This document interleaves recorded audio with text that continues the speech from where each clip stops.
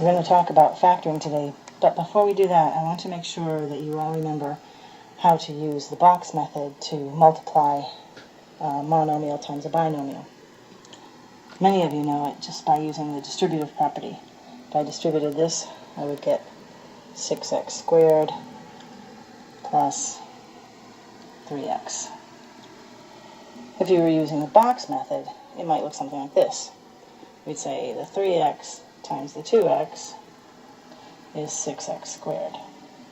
And then the 3x times the 1 is equal to a positive 3x. So you can see that your product will be the same no matter which way you do it. It's interesting to know that there's more than one way to go ahead and do that. Conversely, I can ask you to go the other direction. I can say, well, I'd like to know what got distributed so that I ended up with 10x squared plus 15x minus 5. Is there something that was common to all three of those terms? And we can do that in one of two ways. We can say, well, what's common to 10x squared, 15x, and 5? And we can say, well, that looks like I could divide everybody by 5. So I'm going to go ahead and do that. And that means that the two things that were multiplied together were 5 and what else? 10 divided by 5. 10x squared divided by 5 leaves us with 2x squared. 15x divided by 5 leaves us with 3x. And negative 5 divided by 5 is equal to negative 1. So if I'm looking at this in the area model, again, I'm asking myself what two things got multiplied together in order to end up with 10x squared plus 15x minus 5. So again, I would say that there is a common factor of 5. And so I'm asking myself, 5 times what came out to be negative 5? Well, that must have been a negative 1. 5 times what came out to be positive 15x? Well, that must have been a 3x. And 5 times what came out to be 10x squared?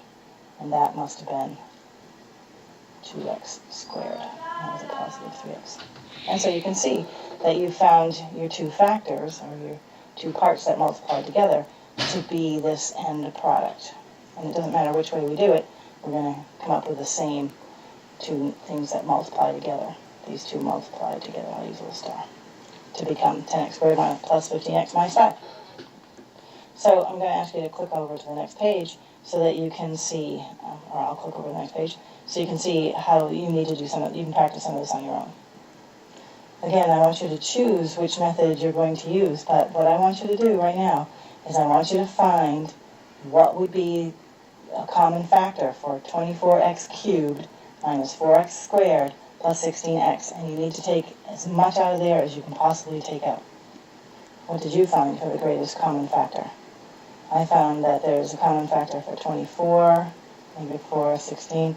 I think 4 will go into everything there, so I'm going to say 4.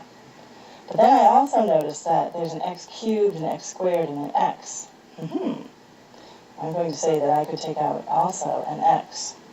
So now if I divide 24x cubed by 4x, I'm going to get 6x squared. 4x squared divided by 4x, that's going to leave me just an x. Sign will stay the same. And then I'm going to also take out a 4 from here, from this last term. So 16x divided by 4x is going to leave me with just a 4. Again, if you like the box method, you're going to put the 4x here, and then you're going to find out 4x times what would come out to be 16x, etc., etc.